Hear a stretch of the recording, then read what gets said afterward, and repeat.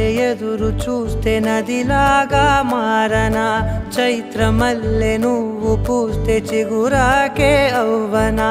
నన్నే వరించే యువరాజును అంట నీ యువరాణి